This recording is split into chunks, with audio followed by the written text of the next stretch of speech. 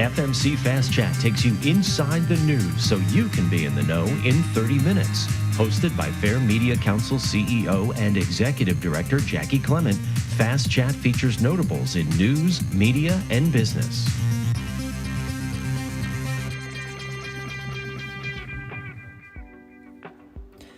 This is the 2023 Business and Economic News Forecast for Long Island, New York, and beyond. I'm Jackie Clement, CEO and Executive Director of the Fair Media Council, and this discussion was part of FMC's annual event, the News Conference, Real and Powerful. The news professionals taking part in this discussion are Joe Dowd, editor and associate publisher at Long Island Business News and editor at the Journal Record in Oklahoma City.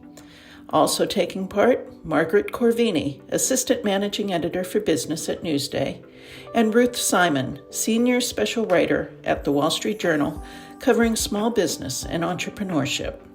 This fast-paced session is moderated by Katherine Heaviside, president of Epoch 5 Public Relations and a longtime member of the Fair Media Council. So please take a listen as Katherine begins the program.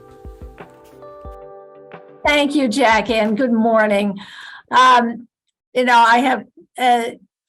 very tied to business on Long Island for many, many years, and I'm particularly excited to be here because I have three people who are particularly knowledgeable and have had the opportunity to observe large to small businesses on Long Island and actually beyond its borders. So I'm really proud to introduce, first of all, let me introduce Ruth Simon. She's a New York-based reporter for the Wall Street Journal, where she covers small business and entrepreneurship.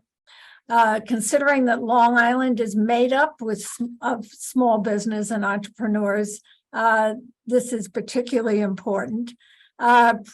Previously, she covered consumer lending, mortgages, housing for the Wall Street Journal's personal journal, money and investing section. So welcome, Ruth. We're really glad to have you here.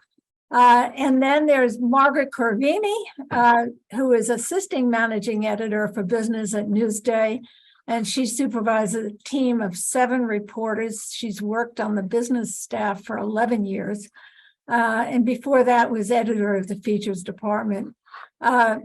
She also has a broader perspective because she had been the reporter and editor at the Akron Beacon Journal, New Orleans Times-Picayune, and Macon Telegraph, Tampa, South Carolina. Margaret, you've really been all over the place. Okay. Moved around a lot. Yeah, you have moved around, of course. And then my dear friend, Joe Dowd, who's editor and publisher of the Long Island Business News.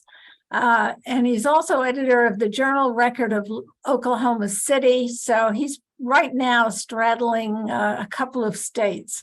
And he has 30 years experience in reporting and managing local news.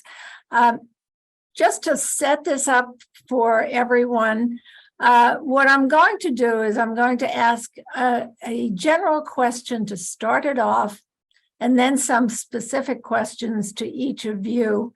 As the panelists, please feel free to jump in and talk among yourselves.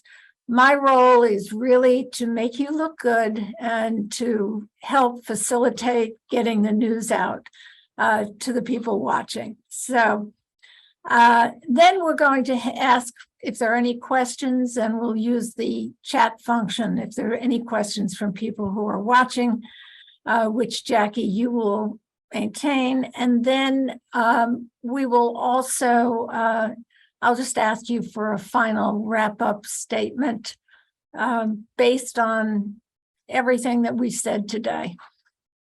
So the question I'd like to ask everyone, and I'll start with you, Margaret.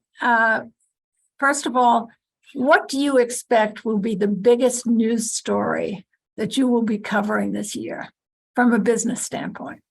Well, I think clearly for us on Long Island, particularly, that story is about affordability and cost of living. That's consistently been a big story, but particularly with the inflation that we've all seen in the past year, that's that's even of heightened interest to our readers. So I think that is clearly a big focus of ours. A lot of stories that we do touch on that in one way or another. Housing on Long Island is a key piece of affording life on Long Island. And we'll certainly be focused on that aspect of it. We've seen home prices jump up. Now they're moderating, but in the meantime, we've seen interest rates double for mortgages. So there's that big piece. The rental market is also a big affordability issue here. There's a lack of apartments and particularly affordable apartments.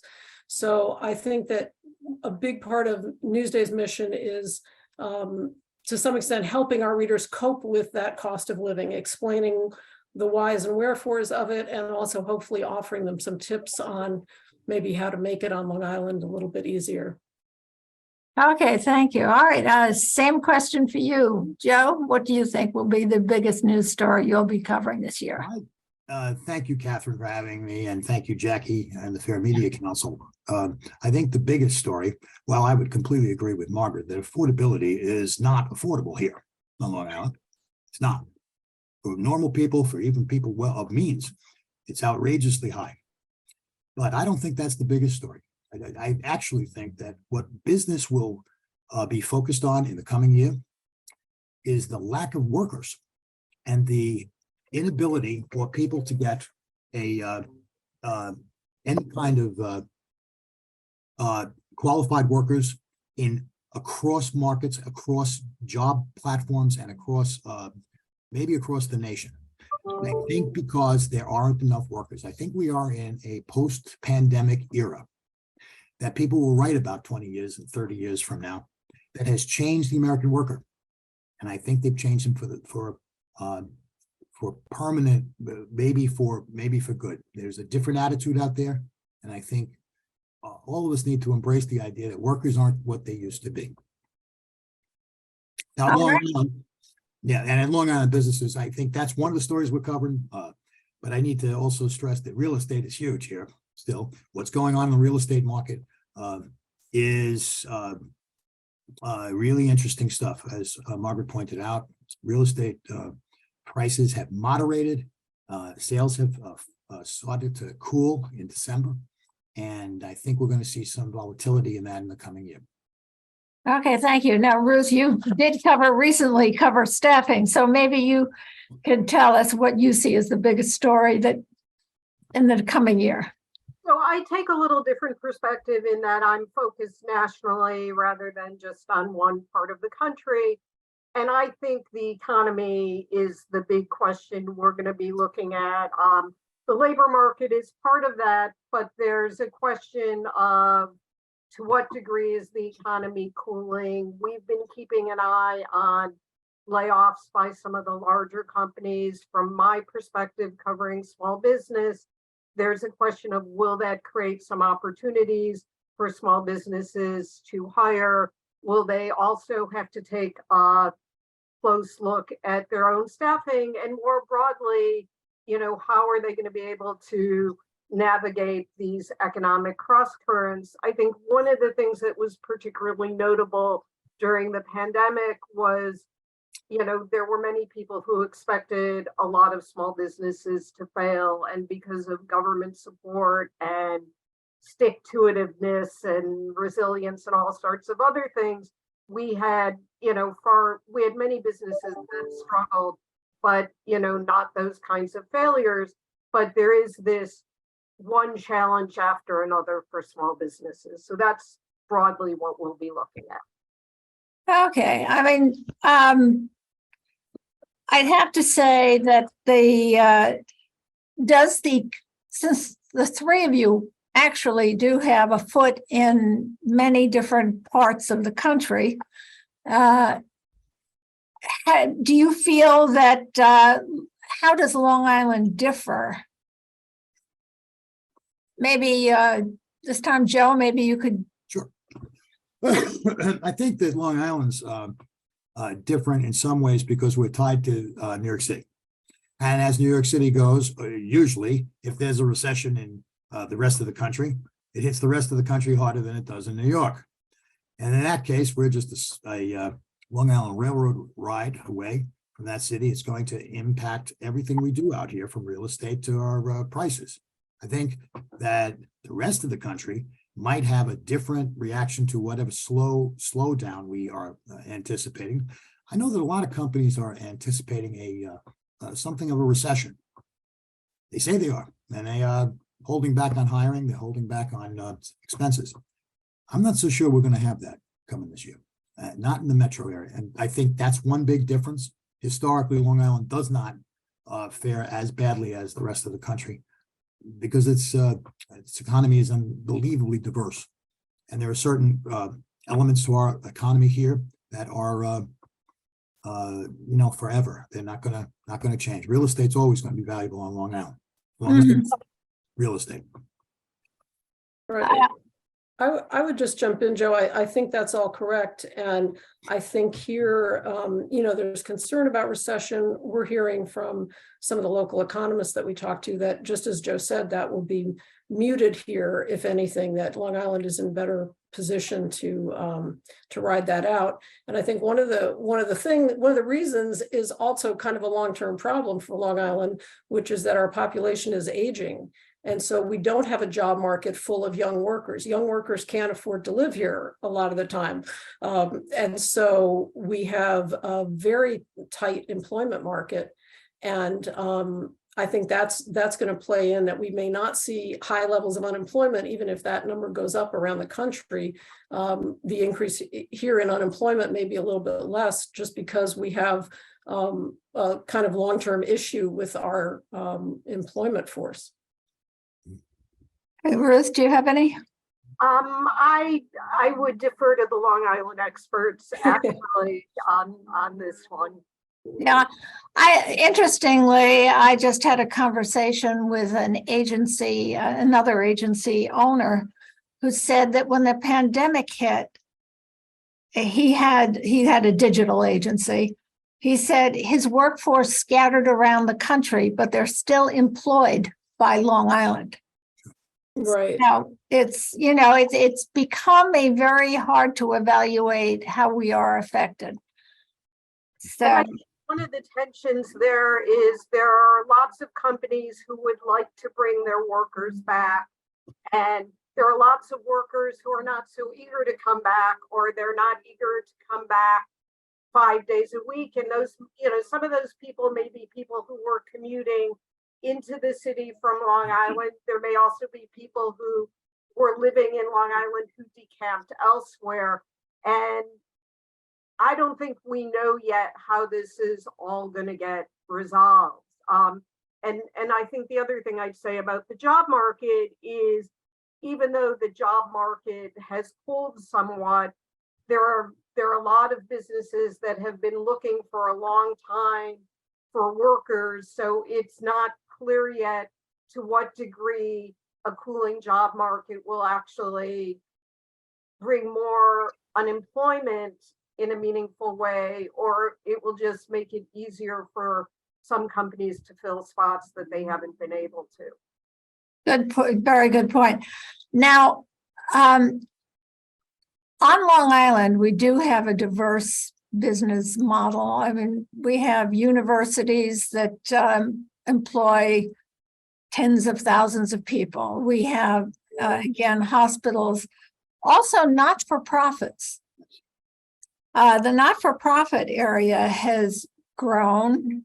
Some not-for-profits have really grown by acquisition of other not-for-profits, and they're acting more like businesses.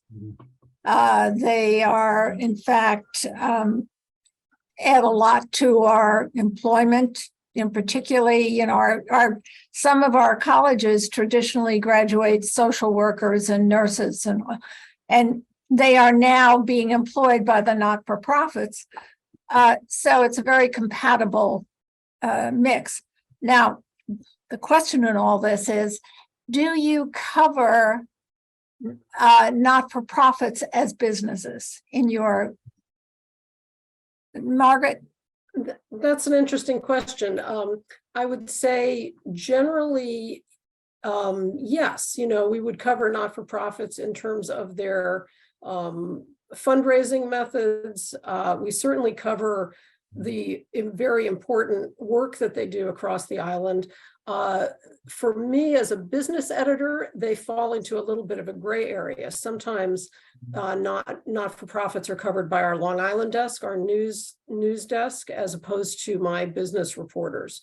So we do draw a little bit of a line there between, for-profit businesses and nonprofits. And our major health systems in general are not-for-profits. And we certainly cover them as businesses. They are multi-billion-dollar, Northwell Health, our biggest, I think they're the biggest private employer in the state.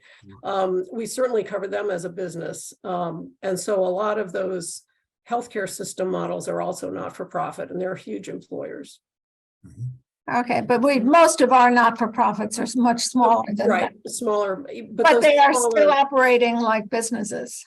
Yeah. Right. And some of those that, for example, serve people with disabilities are big employers as well.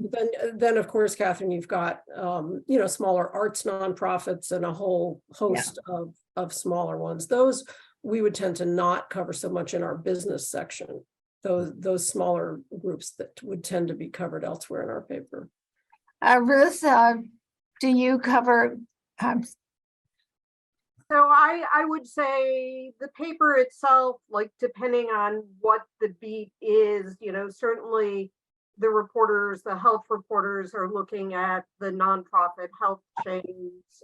We have reporters that cover higher education. In my own work as a small business reporter, I'm really focused on for-profit businesses, in part because the landscape of businesses for me to cover is so vast and so wide, that we're really thinking about people who are at least operating businesses, whether it's for their own income or whether they have a bunch of employees. Okay, great. Joe? I think nonprofits are going to face some of the economic hardships that we all are going to face. And I think in that sense, we cover it, and we'll be covering it in the coming year. Margaret draws a great distinction and says it's a gray area, and that's what it is. It's a gray area. Depends on the what's going on. Northwell Health is the biggest employer on Long Island and in the state. It's a nonprofit, sort of, Yeah, so, sort of. So I go, it's a gray area, Okay. All right. I think Long Island has some unique challenges compared to doing business in other cities or other states, in that virtually the name says it all. It's a long island. I mean, I know that I sometimes before Zoom would have a meeting in the morning in Long Beach and then in the afternoon out in Riverhead. And I want to thank, the only thing I can be appreciative of the pandemic is that I haven't worn out my latest car, so do we have some unique challenges in the way we are configured, and what are some other unique challenges? Well, I could jump in, Joe. I'm sure you have lots to say about this too, but certainly taxes here are a key challenge facing both individuals and businesses. We have a Long Island with lots of small government fiefdoms on it. So we have, I don't know the exact number, over 100 school districts, for example. So a lot of factors that play into high taxes. I think a lot of business owners, small and large, would tell you that local regulations are a hindrance to them sometimes. We hear from national retailers about the struggles they may have to locate here because of NIMBYism. People don't want, for example, a drive-through anywhere near their neighborhood, or a zoning board of appeals won't grant what they need to build what they want to build. Projects can take a very long time here, so it can lead to delays. So I think that those are the things I would cite that I think for businesses particularly, our government structure and the layer of taxes that come with the territory mean that the cost of doing business here is high, and the frustrations of doing business here can be high. I see you nodding, Joe. Anything? Yes, frustration is a good way to put it. I really do. You know, it shouldn't take 30 years to get a housing project. You know, it just shouldn't. And the fact that the local fiefdoms are allowed to do this and get away with it, I see opportunity in the town of Oyster Bay, which is this wonderful place from Long Island Sound to Jones Beach. I mean, it's awesome. It is a great, I was raised here. I went away for upstate and elsewhere for a long time and came back. And what I came back to was a place that was so unrecognizable because of all of these layers of institutional nonsense and fiefdoms. That's a good way to put it. Little kingdoms where there were, everybody had decided it's all mine now, and no one else could come in. And when I look at it, I say, this is a place that my kids, I really would like my kids to come here and live there like I did. And they don't want any part of it. No part of it at all. And you know how sad that is to me? That this wonderful place that nurtured me and my friends and people who I love is no more in a lot of ways. It is no longer affordable to my dad, who was a New York City firefighter, okay? Could buy a house in Plainview and afford it. And he was, you know, I'm sure it was tough. He worked 7 jobs sometimes, but they made it. That's not happening anymore in that neighborhood and a lot of other ones. And I feel as if that challenge we may not be able to overcome that challenge without systemic change in the way our governments approach the way we need to build and grow Long Island, not only in its economy, but also in its people. I think that a diverse workforce that will embrace a lot of the change that needs to happen on Long Island has to happen and will happen eventually. Eventually, there's no choice. That's the way it needs to go, I think. Okay. I know, Ruth, you have a broader national view on this, but can you, is this replicated in other places? I think you do see this in other cities, and in urban areas to different degrees. I know sometimes in our reporting we'll look very narrowly to tell a bigger story, because often these kinds of forces, issues like affordability, having a diverse workforce, I think they play out in many parts of the country in different ways. The governing structure and who's going to give you approvals are different, but I've heard, many small businesses talk about costs or taxes or regulations, though they look a little different everywhere. It's interesting because representing CVS for their real estate division, I sat on Long Island at town board meetings and planning board meetings and community groups, and they sent me around the country. And I remember sitting one Tuesday night in an Ohio town board meeting and hearing, and you could have interchanged everybody from Long Island. I thought I was hearing the same things. We don't want to make this like Cleveland. We don't want to, we don't feel that this is what we're all about. We're different.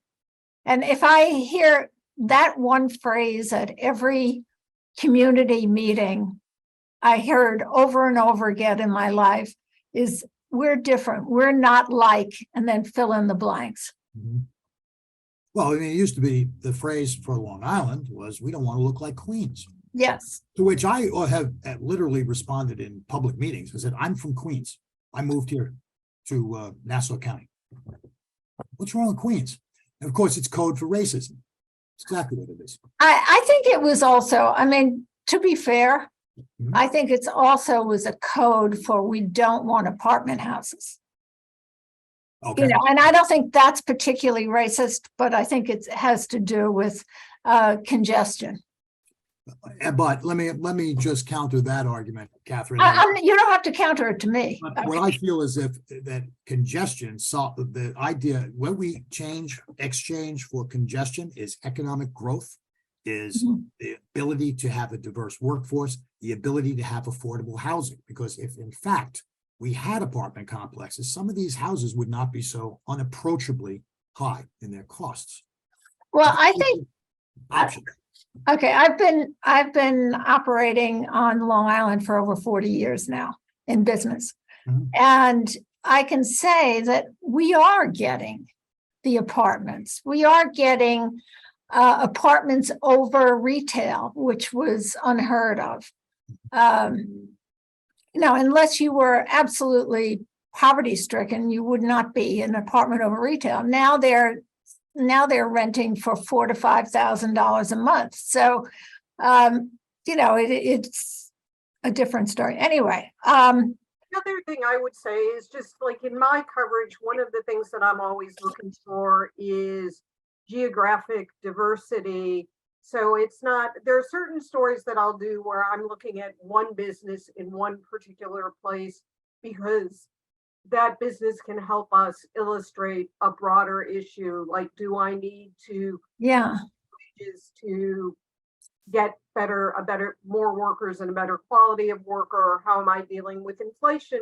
But you see time and again that, you know, the business in Maine and the business in Sacramento or Austin, like they are grappling in different ways with these same issues, whether it's higher costs, whether it was supply chain issues, whether, you know, you talked about commuting, whether when gas prices were really high, how am I going to deal with the fact that it's costing my workers a lot more to get where they're going?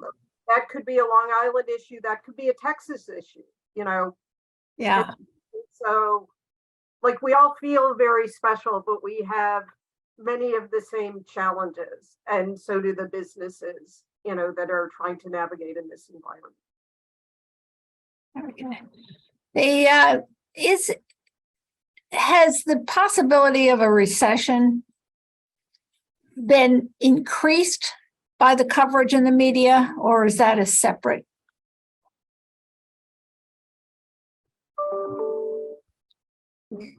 Margaret, Are you asking if we're responsible for the recession? Yes, I am. Okay, it must be all our fault.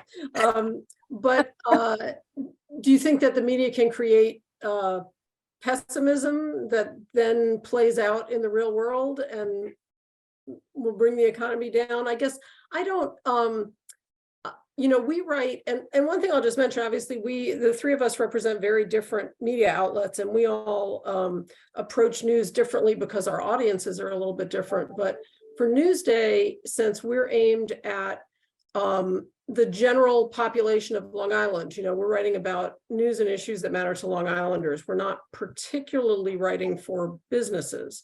But I think that I would say our readership, whether business owners or average workers, I would hope that they are avidly reading or watching Newsday, whether in print or digital or wherever they're accessing our content. But I don't think that they are necessarily basing their business or personal finance decisions on so much on what we're writing that we would have an impact. I think particularly business owners, and Ruth probably has more insight on this, but I think business owners who are doing things like making hiring decisions are, I would hope, you know, looking at a lot of data beyond media reports.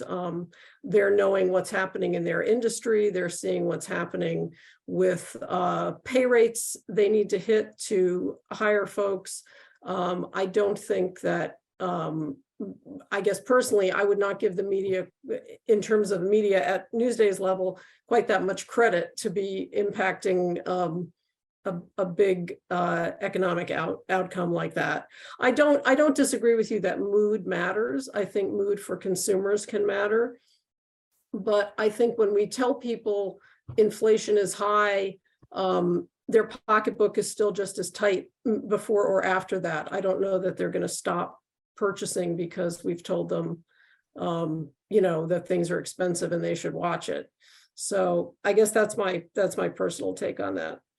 I think we try to be very thoughtful in terms of how we're looking at these things, and particularly we are watching layoff announcements, but we're trying to understand what those mean. Are these companies that got ahead of their skis or, thought the pandemic was going to change things forever? I think our approach is very much to give our readers the facts and trust them to make their own decisions. And when I'm, looking at the economy, I am trying to talk to small business owners who are my people on the ground about what are they seeing, and is it easier for them to hire workers? Is it still very hard? Do they see a weakness in demand, or is it very, very strong? Okay, thank you. I love the phrase, get ahead of their skis. Yeah. Joe, do you have anything to add there? I've been ahead of my skis many times. No, I think that pretty much covers it. I think I don't think after 40 years in this business, I don't think I know what they're influenced by that we write and what they don't. So I'm not so sure we are reflective of the news or drive the agenda or just reflect the agenda. I'm not sure, and I've been at it for 40 years, so I'm not sure. Okay. Do you see,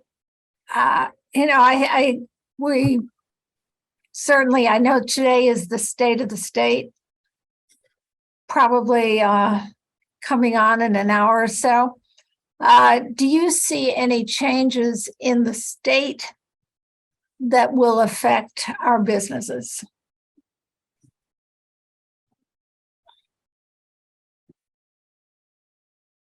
Joe, are you? Sure, I'll take it in the silence. Okay. I need to fill the void, I guess. I think our new governor is sharp. I think she is the kind of person who is more than just what we have had in the past. Okay, I think that she's concerned about the state. She is concerned about upstate's economy. She is from the Buffalo area. She is been around, and she's not tainted by some of the political and social scandals that we have faced on the previous administrations. Having said that, in terms of specifics on the economy, I was not anticipating anything bigger than the usual lip service to keeping costs under control. But some of the initiatives that she comes forth with may or may not have an impact on Long Island or elsewhere. I think it's not as much driven by state government initiatives as it is by the general economy. But that's my thought on it. Okay.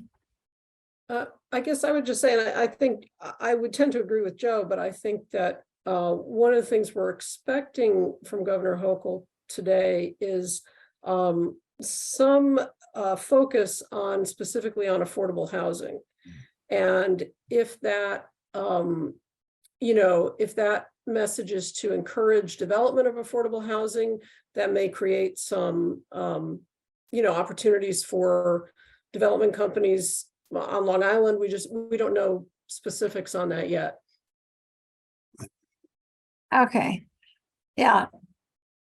Ruth, I know you're broader than the state, so if yeah, and I just think the strongest influences for business this year are likely to be some of these national, these broader national factors, things like, to what degree is inflation cooling? To what degree does it get easier to find workers, how much do interest rates continue to move, which is another cost. And I think those may sort of outweigh any specific state policies. Okay. Do you feel that the national, some of the changes that we will probably anticipate seeing nationally are going to impact New York State to a large or lesser degree? By the way, I don't know whether any of you heard Schumer's talk on Friday at the LIA, Long Island Association, where he said it was for the first time last year, New York State received more money than it sent to the feds. So that came as a complete shock. I haven't fact checked him, but is there any, can any of you enlighten me as to whether that's something that you've observed or known? That would come as a shock to me. That's something that the LIA and many, many others have been saying for the longest time, that we send more money to the federal government than they send. By far. I mean, by magnitude, yeah. And that I would fact check that first. But if the senator said that, got to ask, what does that mean? And if we can't make that excuse anymore, then, and the federal government has invested that much into Long Island, then what are we doing with it? It's a really good long-term story for a lot of us. Yeah. Yeah. Apparently, had a lot to do with the infrastructure. Sure. Okay. Mm-hmm. All right. Are there, there are some businesses that are given some preferential treatment, let's say by the IRS or by government. Since we are an island of small to mid-sized businesses, do you feel that there's should be more even-handed approach? For example, from the IRS, gives a preferential treatment to real estate developers. I'm just as a curiosity, is there anything that you can think of that would help the small to mid-sized business? Well, and Ruth may be best qualified on that one in terms of a broad national federal tax policy. But I guess I can't really speak to that. When you said preferential treatment, I guess what I was thinking of is perhaps IDAs, our industrial development agencies here.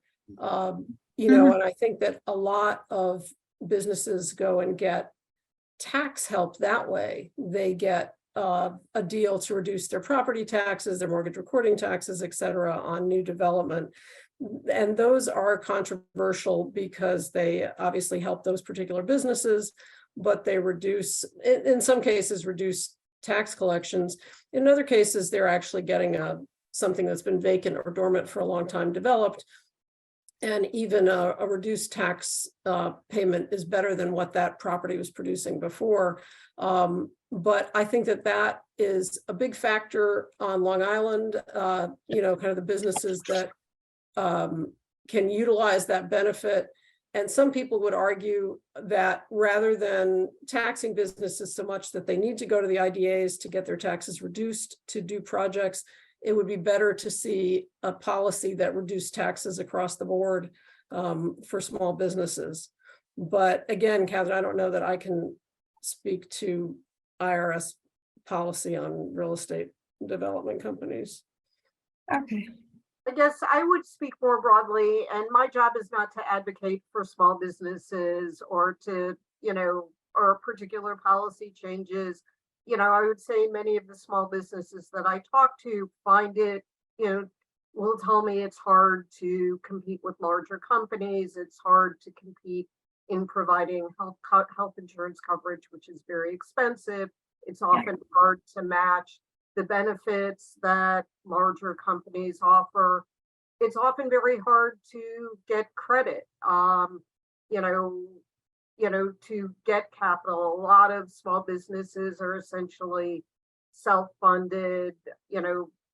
Some of them get bank loans, but there are many that, as we learned during the pandemic in the Paycheck Protection Program, many of them don't have, deep banking relationships. So I think there are lots of things that small business owners would say might help them compete more.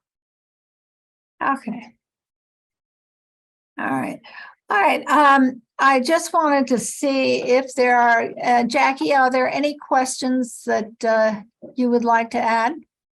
Actually, we do have some questions here. Okay. And one member of the audience would like you to know they do not blame the press for inflation. So that may be some good news to bring Good you on news. this Tuesday. Thank you. Let's see. I actually have a couple questions here. They're a little different in topics, so I'll throw them out. And Catherine, if you want to fill this however you want. One is, you did mention that workers have changed. We can say it's due to the pandemic, but if we look at that from a generational perspective, millennials and younger are approaching work much differently than, let's say, the baby boomers did. So how does that impact, in particular, small business? That is one question. The next question is, the news has brought us headlines talking about the new normal. And then they stopped talking about the new normal when they went to the new normal. And in none of those cases was anything normal. So what can we expect the next generation of news to bring us? What will be the, I guess, branding of the next era, do you think? And then another question here, as it relates to the technology industry. How key is tech and what goes on with technology in determining how other industry will respond? Okay, Jackie, you're going to have to give us one of those questions at a time because. All right, well, why don't we start with the first, which is not only the challenge to find workers due to the pandemic, but the generational challenges that employers are now having to grapple with. Okay. I have a couple thoughts on that. One is, I think we are seeing different attitudes, at least among some people in the workforce, about the balance they want to have in their life between work and other activities. If you're a boss, I think that probably makes you not very happy. But I think that is a change. I think there's another issue too on the hiring front, which is, for a long time, we've steered, the people have been encouraged to get college degrees and go to certain kinds of jobs. So there has also been this generational issue of it's harder for people to find skilled tradespeople or to find folks who would work in a factory. And so they're both changing attitudes and sort of this changing mix of skills that we've seen. Okay. I think Ruth brings up a terrific point in that the boss may not be happy. And I think that's a good point with some of the attitudes that they hear. But I would posit that it's really important that they listen, because these two new generations coming up have a point. I know that I've spent an awful lot of inordinate amount of time working. When I really, looking back on my career, I really wish I spent a little more time with my kids and some of the things that really mattered to me. I think that is what some of the the younger people now, I'm hearing it all the time. There's some reason I have to work 12-hour days for this, is this really worth it? And does my college degree pay for all of this? Is it worth going to college to get this kind of lifestyle? I think that's part of what I said in the beginning, that I think we're facing a sea change in the way workers look at work. And it's something that employers are going to have to embrace with their HR professionals and with their top leadership. It's not just about money, it's about lifestyle. It's about, how much can we expect of people? I think this is something that we're going to have to address as leaders on Long Island, specifically with our kids leaving, the lack of housing, a challenging economy all the time. And I would just add, I think Ruth and Joe both make good points. I think that there have been some studies lately that suggest that you don't necessarily get more productivity by working people longer hours. I think there have been some looks at even companies that have gone to 4-day weeks that have found that they may see productivity increase. And maybe that's, employees that have better perspective, more energy for work when they're doing it because they have had time away. Especially in our business, in the media business, I think it's very important for reporters and editors to have lives outside of their work because you get story ideas when you're living your life outside of your work. That sometimes if you're spending your life in a newsroom or running around interviewing people in a very focused way, you're missing everything around you. So I think that also the move to remote work, I think a lot of bosses were very concerned that everybody would be laying on the couch watching soap operas and eating bonbons when they were working at home. But I think studies have shown that people working from home can be just as productive.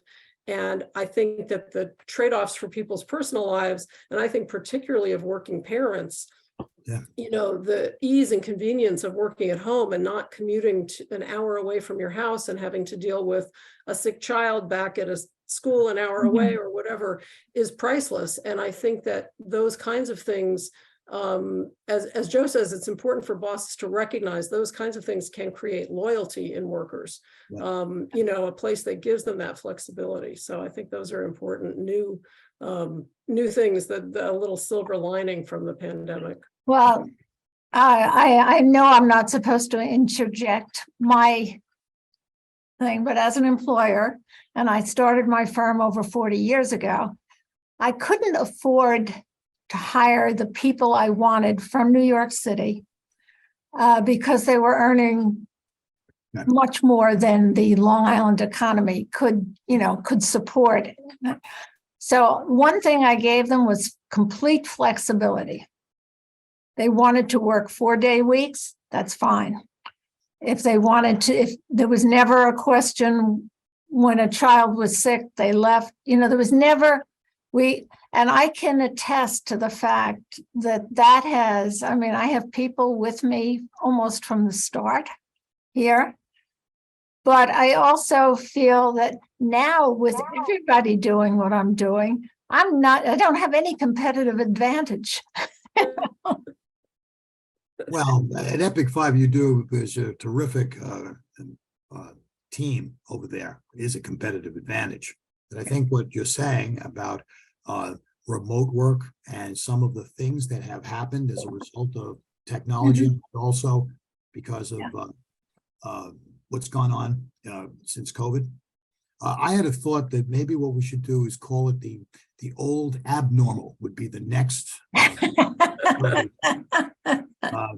At least get their attention for a while in the headlines. But I found my staff works just as hard being remote. In fact, they add about 2 hours a day to their work day because they don't get dressed. That's half an hour. They don't drive an hour to the office. That's an hour. Okay, and it's an hour back. Yeah, 2.5 hours. And they're perfectly productive. I can reach them all the time. If I want to find them, I get on the phone or we have chat, Zoom, and all sorts of options that were not available just 3 years ago. So, well, I think that you all are, and I am, in businesses that we have an expectation that if something happens on I do crisis management kind of in my firm, and I think crises never happen 9 to 5. It's always 11 o'clock on a Friday evening or a Sunday morning at 6.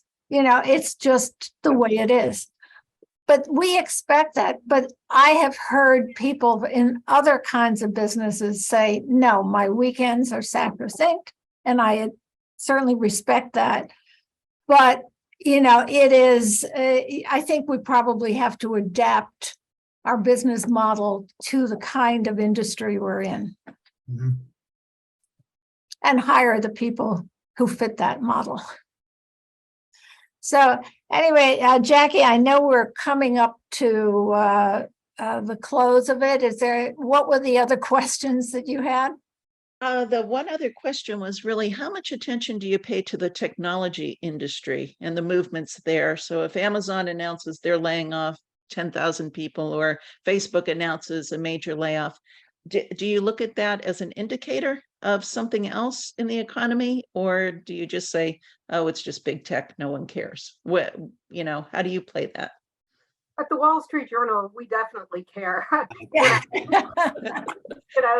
That's news and that's important.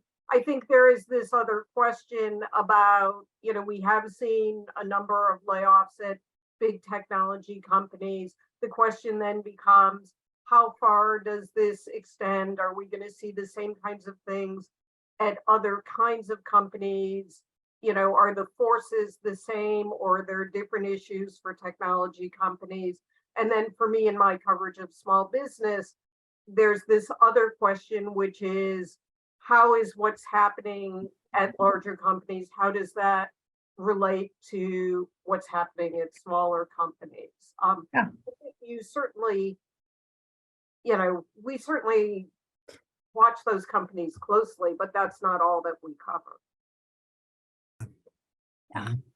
I guess when you're sleeping with a lion, you have to, when it rolls over you, about it, Generally speaking, yes. I think technology has always driven the business agenda from the beginning of technology.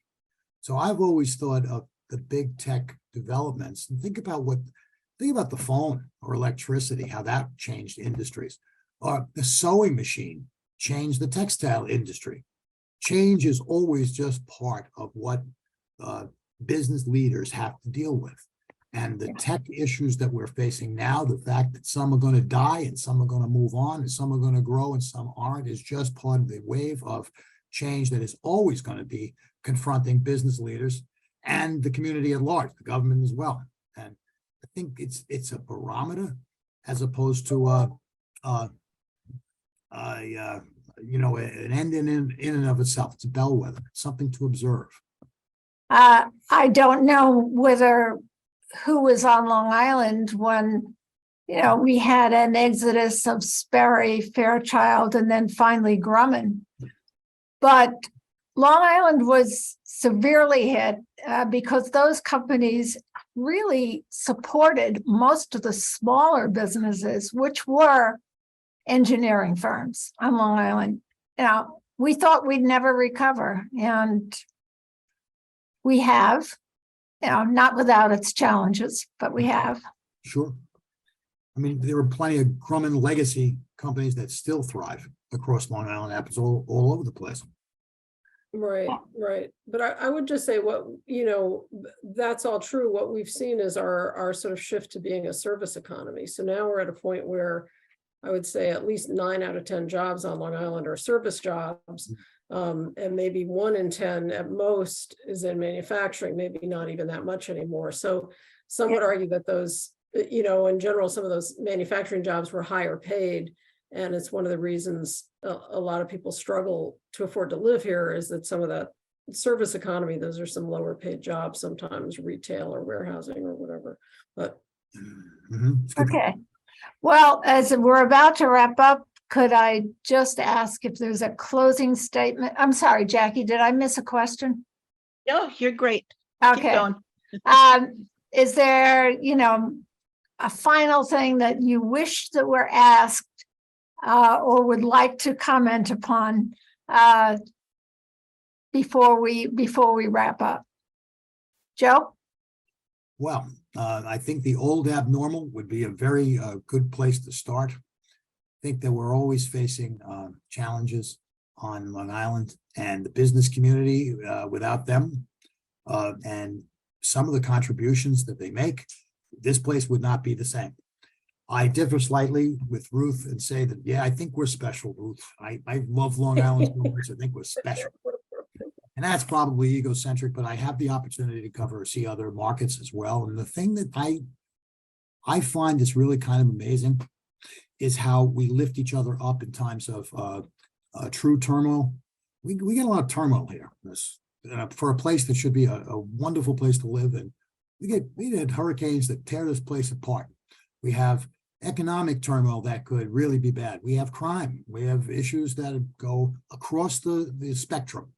But yet Long Islanders and their businesses often rise to the occasion, help each other, help the community, and find opportunities to volunteer their help to so many other of those nonprofits we talked about earlier.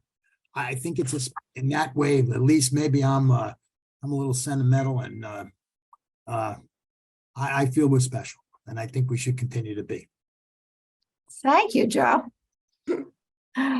Margaret? Well, I would echo what Joe said. I don't have a lot to add. I think that, for us at Newsday, we are very Long Island focused. And as Joe said, we're all in this together. So I would say those of us who produce Newsday are going through the very same thing that any other Long Islander is going through. And I would just encourage folks to let us know what they want to read and what they want us to tell them more about, whether digital, video, or whatever, because I think this is a conversation where we can help our communities by providing insight and information for folks. And it helps us if they tell us what they want and need from us. Mm-hmm. Ruth, do you have... I guess I would say everybody is special. And all the children are above average. Her favorite child was the child who was with it at that moment. So I'm not saying Long Island isn't special. I guess I would just say that I'm always interested in hearing, from small business owners about what are the challenges they're facing, how they're dealing with them, and what are the opportunities that they see. I do think that there are some commonalities, and maybe they play out just a little bit differently in different places. I think it's important to just pay attention to the news, whether it's economic and business news or otherwise, so that you can make your own informed decisions. Okay. Well, thank you all. This has been a great panel. I really feel like I learned a lot. And I thought I knew everything before I started. But thank you. Thank you all. I'm looking forward to a 2023 of reading some wonderful things about the businesses from Montauk to Sacramento. So everyone, thank you so much. The Fair Media Council is a 501c3 nonprofit organization advocating for quality news and working to create a media-savvy society. For more information about the Fair Media Council and upcoming Fast Chat shows, check out fairmediacouncil.org.